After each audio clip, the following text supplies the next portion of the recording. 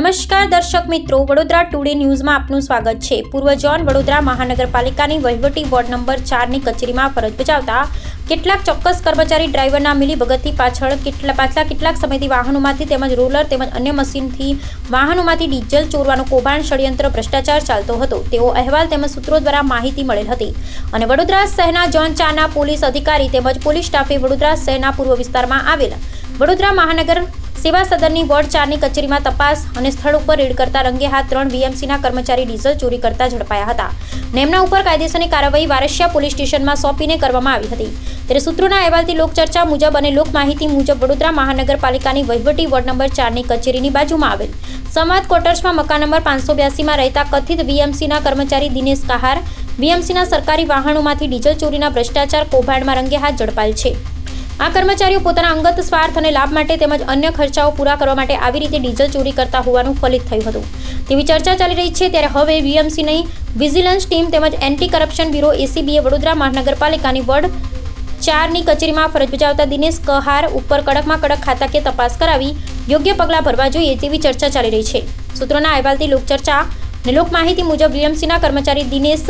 કહાર 4 નંબરની કચેરીના પાછળ જ રહે છે। તેમની પાસે કેટલીક મિલકત તેમાં સ્થાવર મિલકત જમીન જાયદાદ તેમજ તેમના નામે તેમના કુટુંબીઓના નામે કેટલા મકાન અને જમીન છે તેમજ કેટલા વૈભવી ફોર વ્હીલ છે તેની તપાસ કરાવી યોગ્ય પગલાં ભરવા જોઈએ તેવી ચર્ચા ચાલી રહી છે। સૂત્રોના અહેવાલથી લોકચર્ચા મુજબ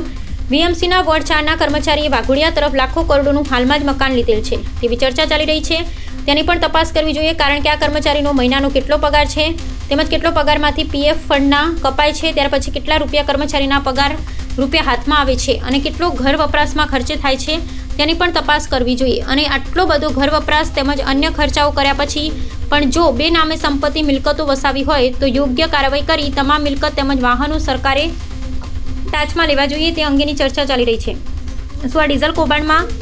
ફક્ત આ 3 જ વીએમસીના કર્મચારી છે કે શું પડદા પાછળ આ 3 કર્મચારીઓને કોણ મદદરૂપ ને ભાગીદાર હતા તેની પણ તપાસ કરવી જોઈએ તેવી ચર્ચા ચાલી રહી છે। સીસી કેમેરાના ફૂટેજ તેમજ મોબાઈલ ફોન ઉપર કોને સંપર્ક કર્યો છે આ 3 ભ્રષ્ટાચારી કર્મચારી સાથે તે પણ એક તપાસનો વિષય છે। આવા જ ભૂતકાળમાં ડીઝલ ચોરીના કૌભાંડ વીએમસીના કેટલા કચરોમાં થતા હતા અને થયા હતા તેવા જે વિકલન પુલ, ભૂતળી જાપા ખાતે તેમજ ડમ્પિંગ યાર્ડ તેમજ ડોર ટુ ડોર કચરો લેવા આવતા વાહનોમાં પણ આવી રીતે ડીઝલ ચોરીનું ભ્રષ્ટાચાર કૌભાંડ આચરવામાં આવતું હતું ને સરકારી તિજોરીમાં ગાબડું પાડવામાં આવતું હતું। આ ત્રિપુટી પાસેથી ચોરીનું ડીઝલ સસ્તા ભાવે લીધું છે એવા માણસોને પણ આરોપીઓ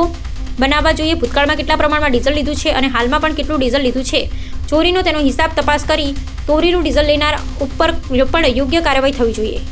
આ વર્ષ તમામ લેટેસ્ટ અપડેટ માટે જોતા રહો વડોદરા ટુડે ન્યૂઝ। નવું વર્ષ એટલે કે વિક્રમ સંવત 2082ના શરૂઆતથી વડોદરા ટુડે ન્યૂઝ ચેનલના ગુજરાત રાજ્યના તમામ શહેરના, તાલુકા, જિલ્લાના દર્શક મિત્રોને ખાસ વિનંતી કે અમારા વડોદરા ટુડે ન્યૂઝના તમામ સમાચાર જોવા માટે હવે અમારા ફેસબુક, યુટ્યુબ, ઇન્સ્ટાગ્રામના પેજને લાઇક કરો, શેર કરો, સબસ્ક્રાઇબ કરો અને કોઈપણ સમાચાર અને જાહેરાત અને તમારા વિસ્તારમાં કોઈપણ જાતની ગેરકાયદેસર પ્રવૃત્તિઓ ચાલતી હોય અને ભ્રષ્ટાચારની પોલ ખોલવી હોય તો અમારા વોટ્સએપ નંબર 9687328624 અથવા તો 9687906224 પર સંપર્ક કરવા વિનંતી।